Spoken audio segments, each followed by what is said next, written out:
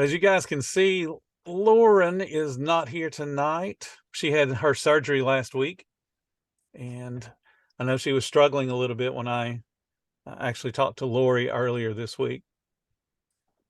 She's doing great from the surgery, but she's in a lot of pain. So I imagine that she's taken her drugs and is now sleeping. So in any case, I get to introduce myself. Hopefully you guys know who I am. My name is Bill Moore, and I've written the Food Truck 201, Get Off the Truck, as well as 4 other books. And my sole purpose in life is just to help you guys be as successful as possible. Food Truck 201 is all about getting folks off of the truck and creating a business, as opposed to having that self-created job that I absolutely hate when I talk to people, and I can tell they are locked into a job.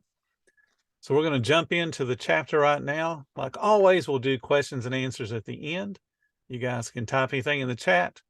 I'll answer those questions later.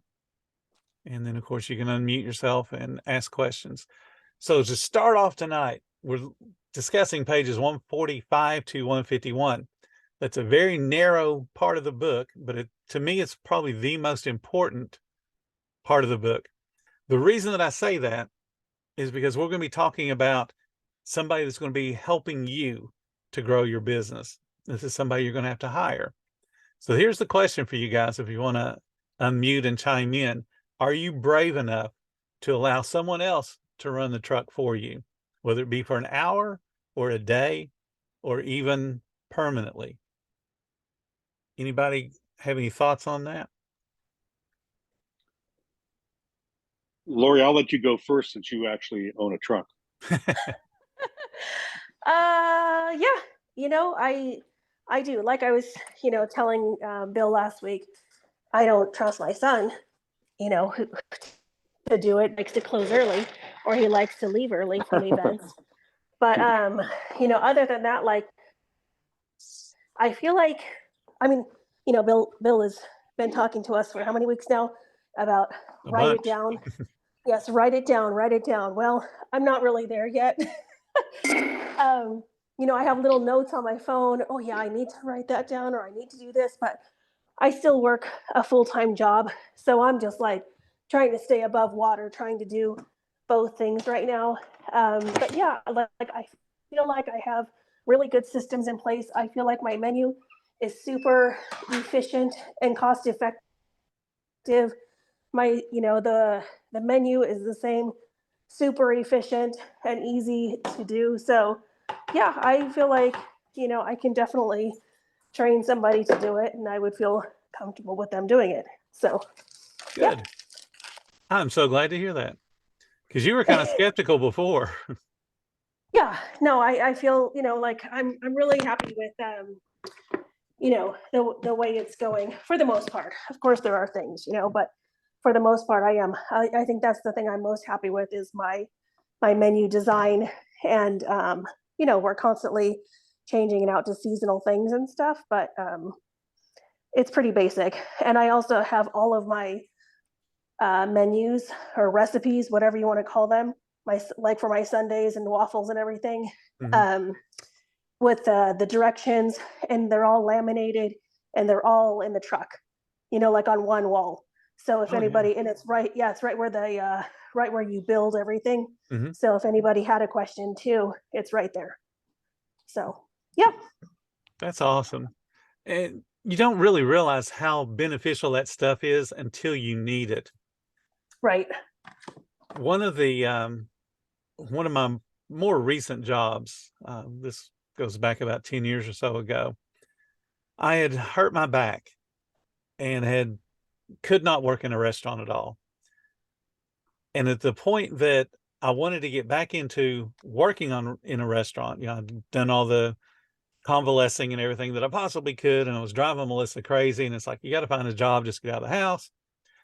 So I wanted to take a job just doing the basics, come in, work a few hours, wrap a few sandwiches, go home and be done with it. So I'll go in and apply to Quiznos, and they interviewed me. And of course they're saying, you're overqualified, you don't need this job, blah, blah, blah. And after I talked to them, I was like, there's no way in the world I'm going to work for these guys, because they're not going to run a good restaurant. It's just going to create a lot of anxiety on my part. So I'm not going to put myself through it. So I go home.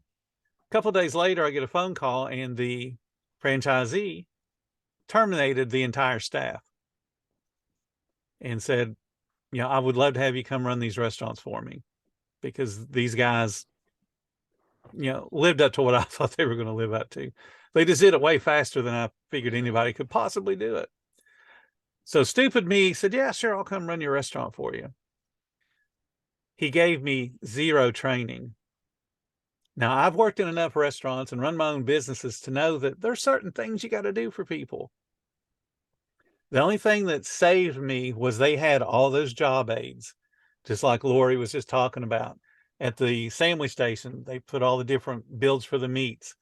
So as I'm working with people and they're coming in and I'm trying to take their order, I'm having to read how to assemble every single sandwich. And of course, I look just as awkward as I possibly could. Here's the guy that's supposed to be in charge, and he's having to read the manual as he goes. But those job aids become a crutch for people, especially when they need it. So yeah, develop those job aids, and don't be afraid to put them up, and then don't be afraid to refer to them. Because there's been times when I've put up job aids and then realized that, man, this is a stupid way to do it, and redone them because the build didn't make sense when we started to do it in real time. Sitting down at the kitchen table and writing a recipe doesn't always work the same way you would hope it would when you get out in the actual kitchen. So have those job aids. Be brave enough to let somebody else run the truck for you, so that way you have enough time to build the business. So let's talk about, in the book, I refer to this as the number one. And technically, that's just the second in command. So when you have your number one, they're going to be able to do a handful of things for you. The reference to number one comes from Star Trek. I am a big fan of Star Trek. It was the only TV show that I got to watch with my dad. It's the only TV show he actually cared to watch. And I am talking about the original series, the one that had the young lady you see on the right-hand side. Her character's name in the script was number one. She actually did not have a name in the script. She was the second in command of the starship. On the left-hand side, you see the Next Generation. That's also the second in command. They take over the ship. They take over the business. They take over whenever the captain is not there. And then they should do it as equally well as if the captain was on the bridge, or the owner is on the food truck, or the kitchen itself. So when you have somebody that you can rely on, this is what it does for you. It gives you confidence. As the business owner, now you got somebody you can rely on that's going to be hopefully just as good as you, if not better, at running the food truck. It lets you focus on the big picture, and the big picture is your business. Too many times, folks, as an owner, get wrapped up in, okay, I got to cook hamburgers, I got to cut lettuce, I got to cut tomatoes, I got to get the ice cream scooped, I got to get things ready to go, got to get the hot fudge hot. Those things don't build your business. All they do is take care of that day. Prep work doesn't build your business. Teaching someone how to do the prep work so that you can focus on your marketing and focus on social media and making the contacts out in the real world, that builds your business. But if you got that person you can count on, that number one, the person that's second in command, then you can focus on the big picture. It gives you the time and the space to dream, to think about that next food truck, how it can be better. Refocus, and then plan on that refocus. And I misspelled refocus. In any case, what you want to look at is having that number one, that second in command. It gives you a lot of freedom. On my podcast this week, I'm talking with one of our members of the group. He's only been open 3 months. He is doing so awesome. He is buying his second truck and going to rebuild it or remodel it during the winter, during their downtime. Couldn't do that if he didn't have somebody he could count on. And if you listen to the podcast, he'll talk a little bit about the person is going to help him and actually run that second truck while he's dealing with the other truck. And if you have that number one, that second in command, it gives you a sounding board for ideas. One of the things that you learn when you are not in front of your guests all the time is you lose a little bit of touch with how the trends are. What are they looking for? Are they doing something as simple as wanting extra cheese, or are they wanting something different put on the sandwich? You won't always know that. And then when you have an idea that I think this is an awesome idea, you need to sound that idea in front of your number one. What do you think about this? Because they're the ones with the practical knowledge of what your guests are wanting in real time. And then they can also say, I don't think it's going to work because, or they can say, well, how about if we tweak it this way? So it gives you one more person that has a vested interest in seeing the business successful. Now let's piggyback on that vested interest. We're going to talk about the characteristics of a great second in command, a great number one. First of all, they got to be comfortable being in the background. When you find somebody that likes to be in charge, they also like the limelight. And that doesn't always work well. So you got to find somebody that likes systems, that likes producing results, but also is very comfortable not having the spotlight on them all the time. They're comfortable in the background because remember, it's still your business. You're the one that's in charge. You're the one that makes things happen. You got to have somebody that's a practical problem solver. They're going to be on the truck all the time. You won't be on the truck all the time. So they got to be able to handle a problem if it comes up and you're not there. They should only be calling you for things that require your level of authority. If they run out of French fries, they should know how to fix that problem. They shouldn't have to call you up and say, hey, we ran out of fries. What do we do? Because that's not a problem solver. That's just somebody that fills up a wheelbarrow full of problems and dumps it at your feet whenever you show up at the truck. And you don't want that. That's not somebody that's helping you. That's certainly not somebody that's the second in command. You also need somebody that has the characteristics of honesty, which pretty self-evident there, but they also have to be tactful. You can be honest when an employee is not a good employee and tell them that, but how you tell them that gets them to either learn to get better or encourage them to leave. So you got to understand that they got to be honest, then they also have to be tactful in how they handle people, because they will be handling way more people, hopefully, than you will. You'll be doing the top level things to run the business. They'll be doing the grunt work, so to speak, of waiting on all the guests and producing all the food. They have to have a calm demeanor. That becomes extremely important when we're busy, when things are not going well, and it happens. All the planning in the world does not mean you will not have things go wrong. I've opened a bunch of different restaurants over the years, and every single time we open one, something goes wrong that we've never experienced before. Hey, Yes. Bill, can I Yes. just comment on that? Yes, yes, So yes. my son, that works with me, his name's Ben, by the way. Uh-huh. But Okay. so he has autism. He's high functioning, but he has autism. But he does a good job. He's my window guy. He can take the orders, he can do the cash, but he does get flustered, Right. very easily. And I am always calm, or even though my heart's about to jump out of my chest, Right. you can't really tell. And I always tell them, like, just calm down, just breathe, take a drink of water, just, I'm constantly like having to talk him off the ledge when we're busy. It's always when we're busy, that he Oh, yeah. freaks out and stuff. But we always, we always get through it. And I think if I were to, react to him, then it could be a much worse situation. Oh, definitely. Yeah, you can make your own problems for sure. When things start to go a little bit haywire, and then somebody gets a little, upset or whatever. If you don't handle them right, you just take a molehill and turn it into a mountain of problems very quickly.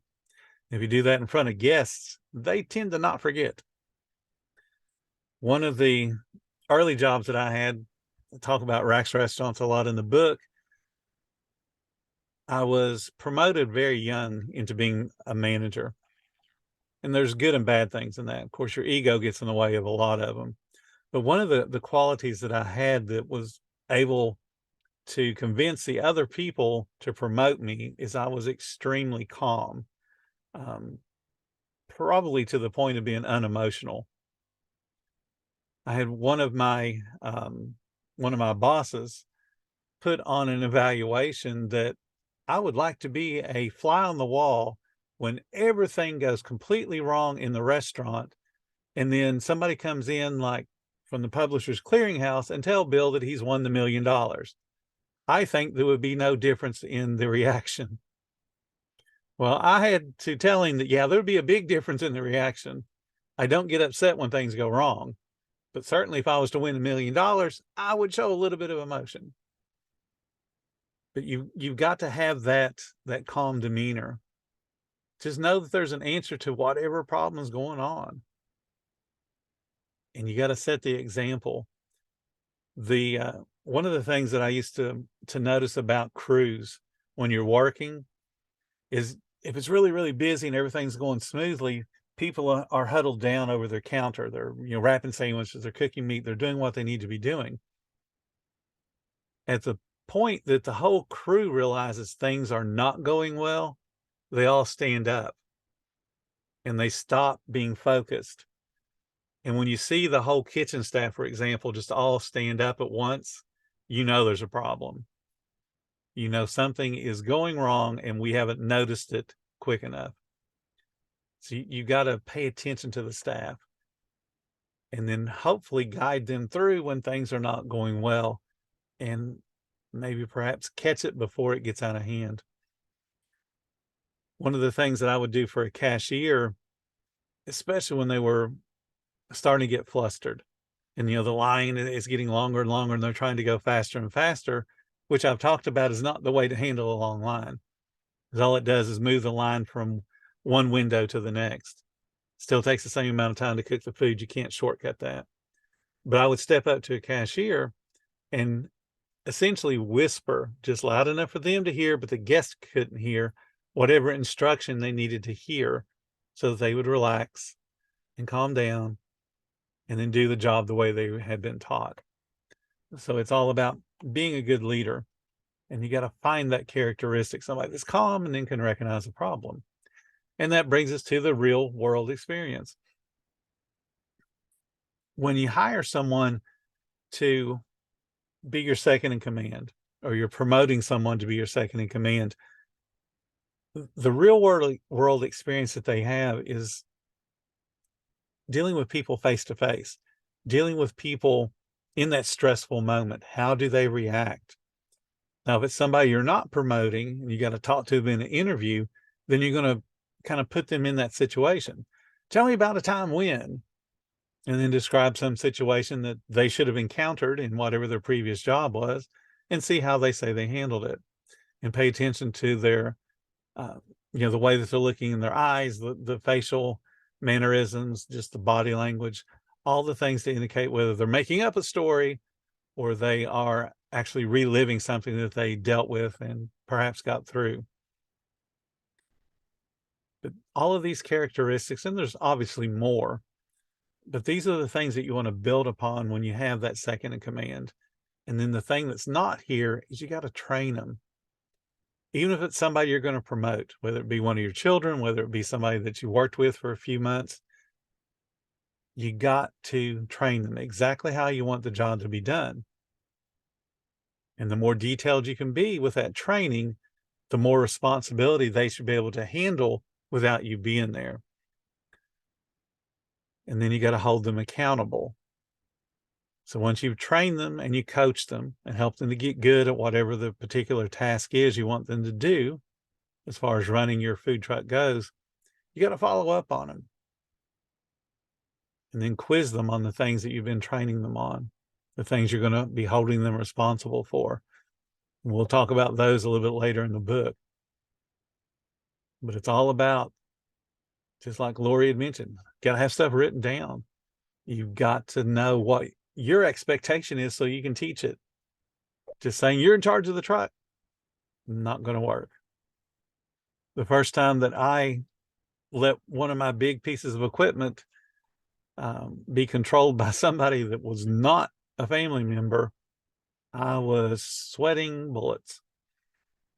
At one point, I had one hot dog trailer, well, sandwich trailer, and I had 2 hot dog carts. So obviously, I can't be in 3 places at once.